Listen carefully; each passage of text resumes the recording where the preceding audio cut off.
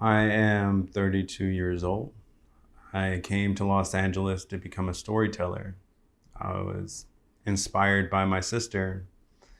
She did plays, and I found it beautiful that she was able to move people being on stage. In my family, my mother was the artist. My father, he was a photographer, but he was a doctor, veterinarian, the best veterinarian in Florida. And I went to college, and I was discouraged by a chemistry teacher. He told me that if I couldn't get it on my own, then I'd never get it. And I remember thinking, isn't that your job? But English teacher, and I hated English. She told me one day, write what you feel, write what inspires you. And I never felt like that was an option before. I never felt like I had a voice. And the first time in my life, I did. And she was this kind Irish woman, like Mrs. Doubtfire, and she inspired me. And so from that, I went into storytelling, and I graduated college in 2009, a double minor in business and in film. And I spoke to my parents, and I told them I wanted to move to Los Angeles to pursue storytelling. And they told me that they love me and they support me, and that they'd help me for a year financially.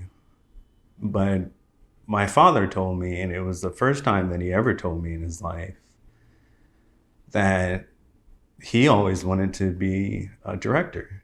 And I never knew that. I thought he wanted to be a doctor. I thought he wanted to be a veterinarian because he was so good at it. And that encouraged me. So I moved to Los Angeles, and I got an internship at a studio, at a production company. And it wasn't paid, but I did anything. I swept floors, I washed windows. I worked as hard as I could to work my way up. And within 6 months, I was financially stable. And though it was an achievement, I still wasn't acting. I still wasn't doing what I came here to do. And I found myself in a relationship with somebody who I knew from back in junior high.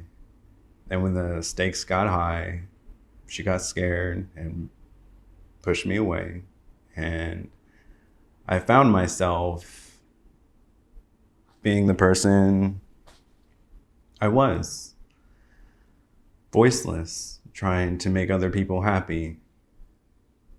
And so I fell into depression, and I lost significant weight.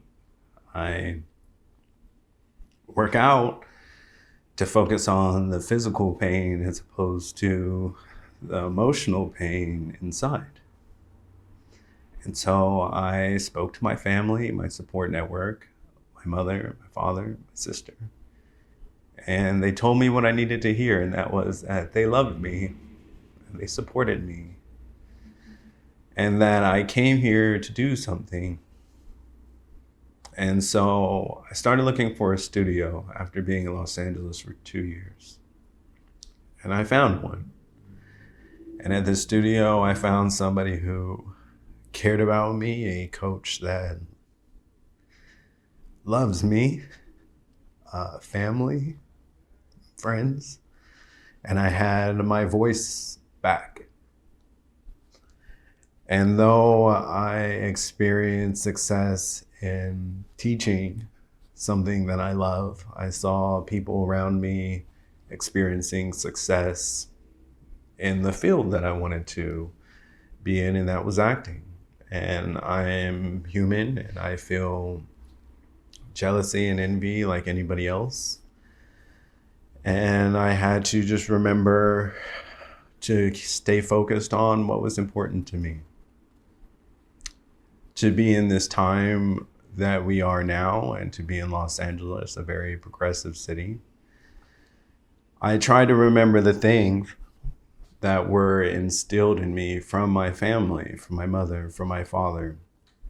And that was being the kind of person that I wanted to see in this world, and being kind. I was bullied as a child, and so I get a very visceral response to bullying. And so I try to stand up for other people. But one of the most hurtful things is having it bite me by the very people that I am trying to stand up for. And so I learned that getting involved and saying something and standing up for somebody else may not always be the right thing to do. The right thing for me to do was to be the person that I am. Because coming here to Los Angeles and sitting down with an agent, I was typecasted.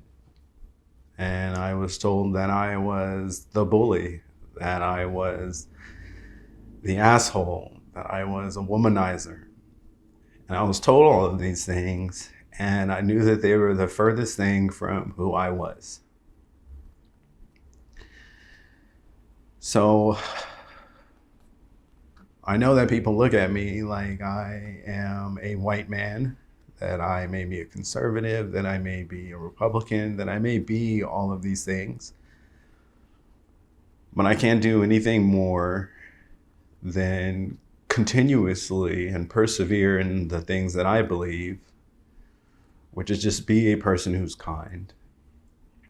And let the people that I know and that I love and that I care about know that I am here for them whenever and in whatever capacity they need me.